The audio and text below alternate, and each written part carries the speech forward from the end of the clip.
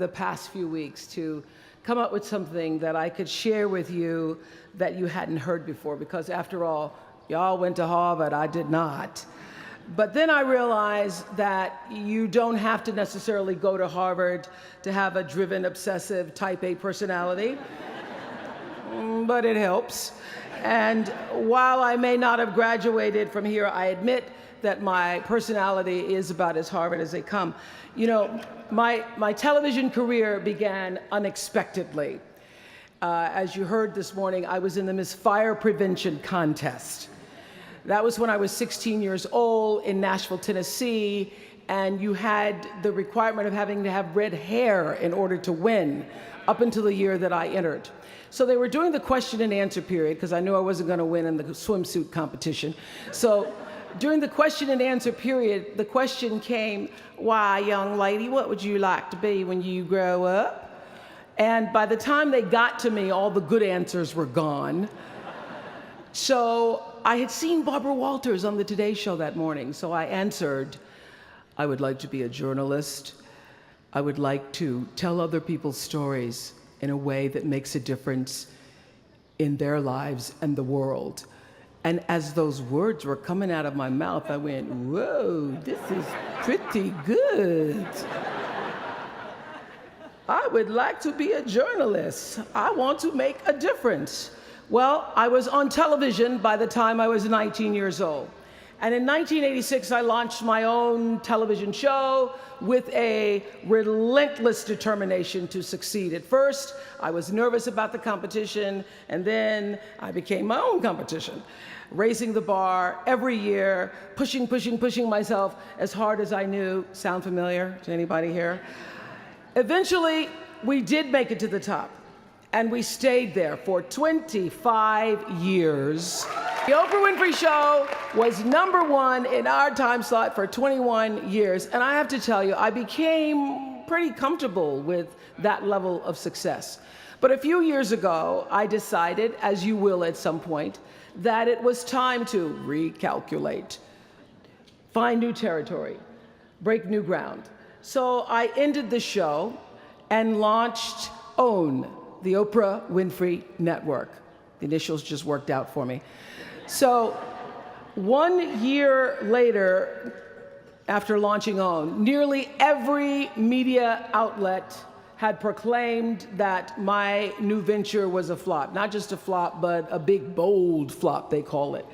I can still remember the day I opened up USA Today and read the headline, "Oprah not quite standing on her own." I mean, really, USA Today, now that's the nice newspaper. It really was, this time last year, the worst period in my professional life. I was stressed and I was frustrated, and quite frankly, I was embarrassed. It was right around that time that President Faust called and asked me to speak here. And I thought, you want me to speak to Harvard graduates? What could I possibly say to Harvard graduates, some of the most successful graduates in the world, in the very moment when I had stopped succeeding? So I got off the phone with President Faust, and I went to the shower. It was either that or a bag of Oreos. So I chose the shower.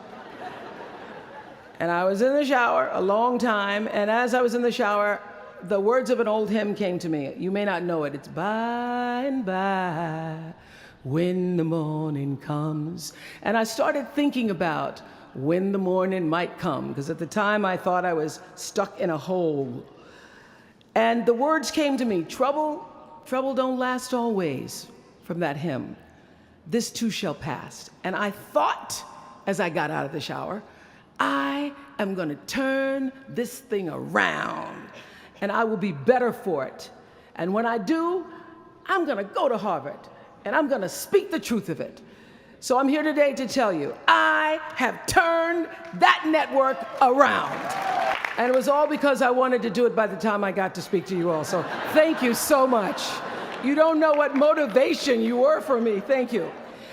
I'm even prouder to share a fundamental truth that you might not have learned even as graduates of Harvard, unless you studied the ancient Greek hero with Professor Naj. Professor Naj, who as we were coming in this morning said, "Please, Ms. Winfrey, walk decisively." I shall walk decisively.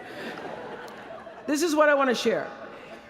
It doesn't matter how far you might rise. At some point, you are bound to stumble, because if you're constantly doing what we do, raising the bar, if you are constantly pushing yourself higher, higher, the law of averages, not to mention the myth of Icarus, predicts that you will at some point fall. And when you do, I want you to know this, remember this, there is no such thing as failure. Failure is just life trying to move us in another direction. Now, when you're down there in the hole, it looks like failure. So this past year, I had to spoon feed those words to myself. And when you're down in the hole, when that moment comes, it's really okay to feel bad for a little while. Give yourself time to mourn what you think you may have lost. But then, here's the key. Learn from every mistake, because every experience, encounter, and particularly your mistakes are there to teach you and force you into being more of who you are. And then figure out what is the next right move. And the key to life is to develop an internal, moral, emotional GPS that can tell you which way to go. Because now and forevermore, when you Google yourself, your search results will read, Harvard 2013. And in a very competitive world, that really is a calling card, because I can tell you, as one who employs a lot of people, when I see Harvard, I sit up a little straighter and say, where is he or she? Bring them in. It's an impressive calling card that can lead to even more impressive bullets in the years ahead. Lawyer, senator, CEO, scientists, physicists, winners of Nobel and Pulitzer Prizes, or late-night talk show host.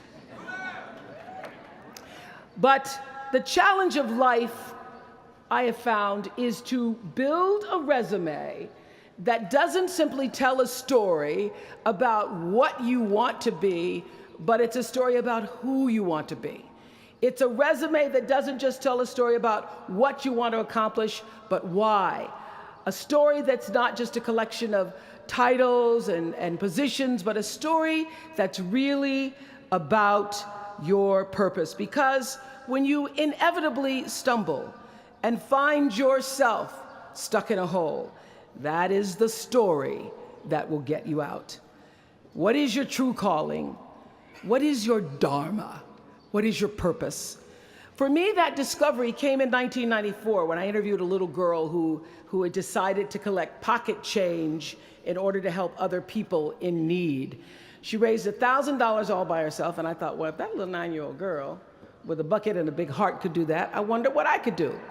So I asked for our viewers to take up their own change collection, and in 1 month, just from pennies and nickels and dimes, we raised more than $3 million that we used to send one student from every state in the United States to college. That was the beginning of the Angel Network. And so what I did was I simply asked our viewers, do what you can wherever you are, from wherever you sit in life. Give me your time or your talent, your money if you have it, and they did. Extend yourself in kindness to other human beings wherever you can. And together we built 55 schools in 12 different countries and restored nearly 300 homes that were devastated by Hurricanes Rita and Katrina. So the Angel Network, I've been on the air for a long time, but it was the Angel Network that actually focused my internal GPS. It helped me to decide that I wasn't just going to be on TV every day, but that the goal of my shows, my interviews, my business, my philanthropy, all of it, whatever ventures I might pursue, would be to make clear that what unites us is ultimately far more redeeming and compelling than anything that separates me.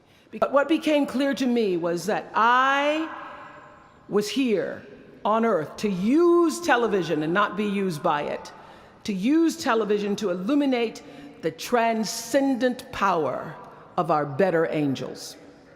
So this angel network, it didn't just change the lives of those who were helped, but the lives of those who also did the helping. It reminded us that no matter who we are, or what we look like, or what we may believe, it is both possible and, more importantly, it becomes powerful to come together in common purpose and common effort. I saw something on the Bill Maher show recently that so reminded me of this point.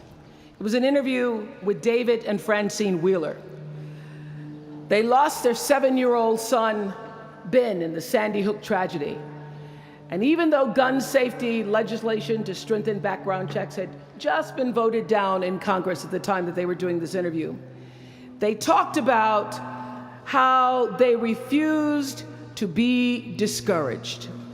Francine said this. She said, "Our hearts are broken, but our spirits are not.